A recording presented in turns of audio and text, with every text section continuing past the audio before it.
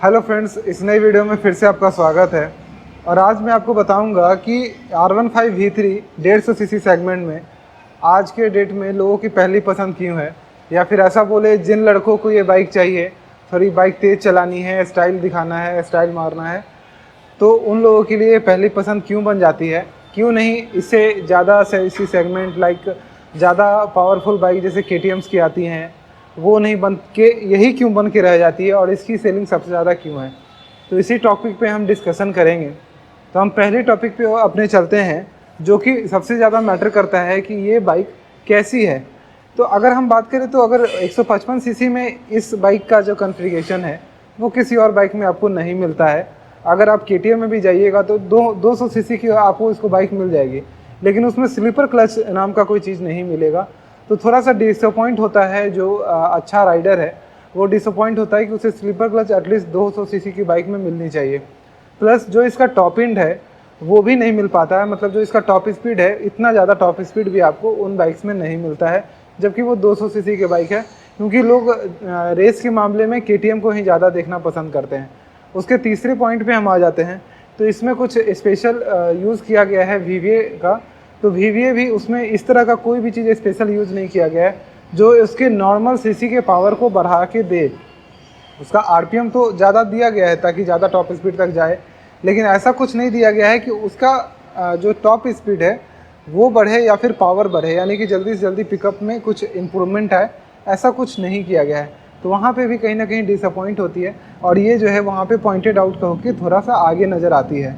तो इन तीनों चीज़ों के साथ ये काफ़ी ज़्यादा मतलब वैल्यूएबल बाइक हो जाती है। वहीं पे आपको लिक्विड कूलिंग सिस्टम भी मिल जाती है, और 6 गियर ट्रांसमिशन इसका सबसे बड़ा एडवांटेज है, जो कि अगर 150 सीसी सेगमेंट में अगर जाएँ हम तो ना सुजुकी देता है, ना ही TVS देता है, ना ही ये देता है क्या बजाज देता है। तो इन कोई भी बाइक जो है आपको 6 गियर ट्रांसमिशन में नहीं देते हैं इन द सेगमेंट। एक आती थी CBR, वो 6 गियर देती थी, लेकिन अभी नहीं आ रही है 150 सीसी सेगमेंट में, तो उसकी बात हम नहीं करेंगे। एक सुजुकी की भी आती थी 150R करके, G150R करके आती थी GS, तो वो भी आज की डेट में अवेलेबल नहीं है। तो कह सकते हैं कि अगर स्पोर्ट्स सेगमेंट में, स्पोर्ट्स डिज़ाइन में अगर बात करें, तो इकलौती बाइक हो जाती है जो कि इन सारी चीज़ों के साथ यहाँ पे हमें अवेलेबल मिलती है। उसके अलावा अगर हम बात करें तो इसमें एक और इंजन की खासियत मिल जाती है कि इंजन, क्योंकि इसमें यामाहा का ट्रस्ट है, एक तरह से हम बोल सकते हैं, तो ट्रस्टी इंजन हो जाता है। क्योंकि यामाहा की बाइक्स का इंजन जो है वो चलता काफ़ी है।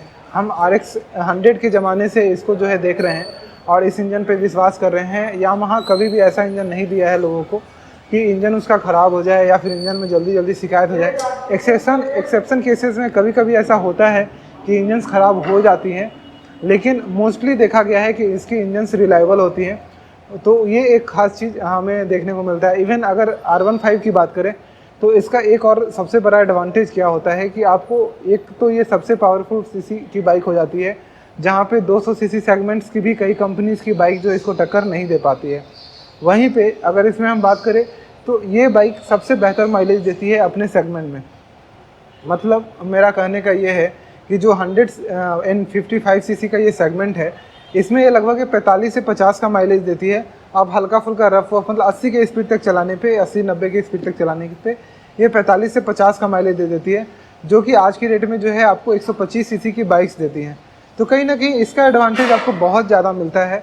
और इसके बाद हम थोड़ी सी और बात करें तो ये अभी 3-4 ऑप्शन कलर में अवेलेबल है। तो इसका जो ओवरऑल लुक बनाया गया है, ये पिछले 3 साल 4 साल से ये लुक आ रही है, लेकिन कभी भी ये ओल्ड डिज़ाइन नहीं लगती है देखने में।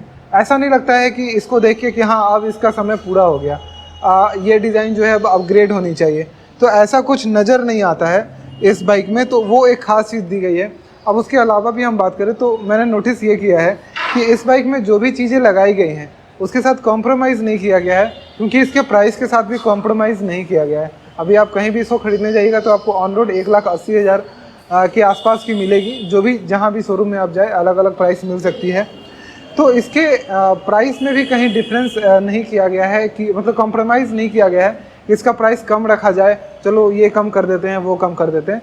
हाँ, एक चीज़ कमी है इसमें कि USD फॉक जो है यहाँ पे नहीं दिया गया है, बाकी और कहीं से कॉम्प्रोमाइज़ नहीं किया गया है। जो रेडियल आपको टायर्स देने चाहिए वो टायर्स दिए गए हैं, जो यूनिट लिंक इसमें सस्पेंशन देना चाहिए सेम चीज़ दिया गया है।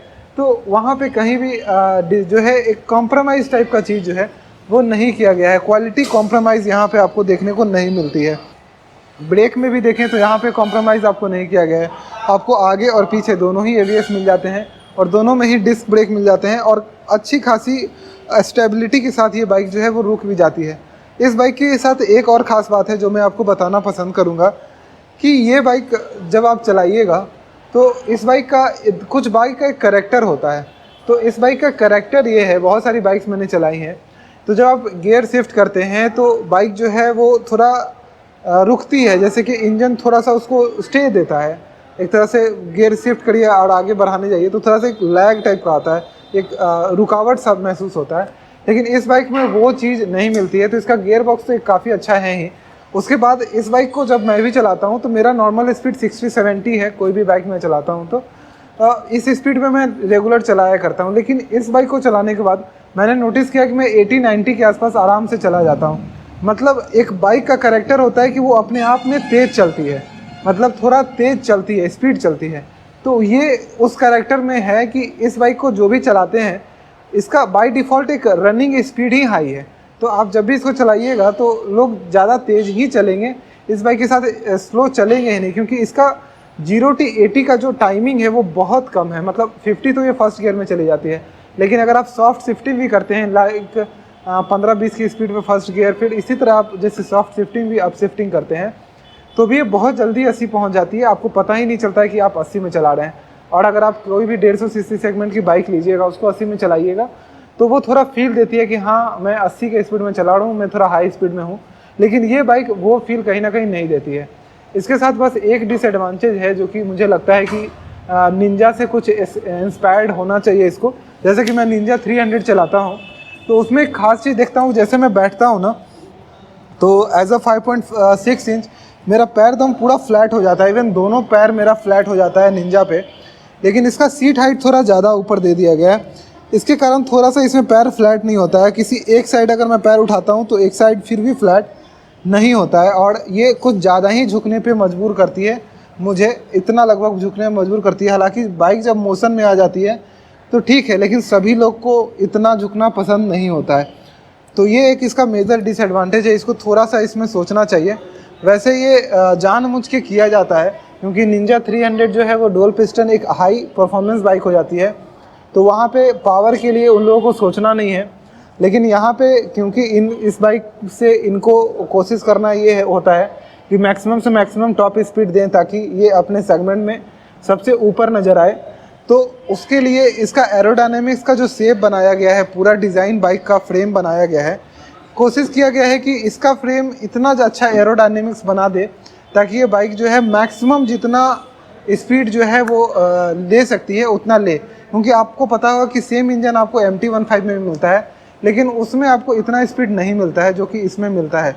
तो कहीं ना कहीं वो एक बहुत बड़ा एडवांटेज आपको मिलता है इसके एरोडायनेमिक्स का। लेकिन इसको एरोडायनेमिक्स के शेप को इतना अच्छा बनाने के चक्कर में इस बाइक को कुछ ज़्यादा ही जो है सोने के मोड़, मतलब ये झुका हुआ लीन बना दिया गया है और जो पैर है वो काफ़ी ऊंचा रखना पड़ता है हमें।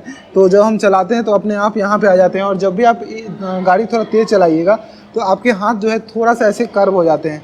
तो उस सिचुएशंस में कहीं ना कहीं ये बाइक मैक्सिमम टॉप स्पीड को कवर कर पाए, क्योंकि जो बाइकर्स होते हैं उन्हें टॉप स्पीड से बहुत मतलब होता है। हालांकि ये सही चीज़ नहीं है, लेकिन टॉप स्पीड से बहुत मतलब होता है कि टॉप स्पीड कितनी ज़्यादा चल पाती है। एक और फ़ायदा होता है टॉप स्पीड होने का कि जितना ज़्यादा टॉप स्पीड आपकी बाइक का होता है, ये बेनिफिट सबसे ज़्यादा मिलता है आपको कि वो बाइक उतना ही ज़्यादा स्मूथ चलेगी अपने लोअर स्पीड से। मान लीजिए 80-100 ये उतना ही स्मूथ चलेगी जितना इसका टॉप स्पीड ज़्यादा रहेगा।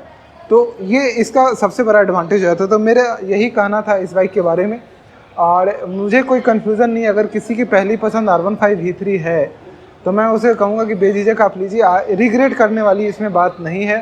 फर्स्ट सर्विस सेकंड सर्विस तक मैं उनसे आग्रह करूँगा कि आप आराम से बाइक चलाइए इसके इंजन की लाइफ को बचाने के लिए। कभी भी फर्स्ट सेकंड सर्विस तक इसको काफ़ी आराम से चलाइए, कोशिश कीजिए, उसके बाद आपको जैसे चलाना है आप चला सकते हैं। ओके, तो यही था मेरा रिव्यू। परचेज़ करने के लिए डिस्क्रिप्शन चेक करें। धन्यवाद।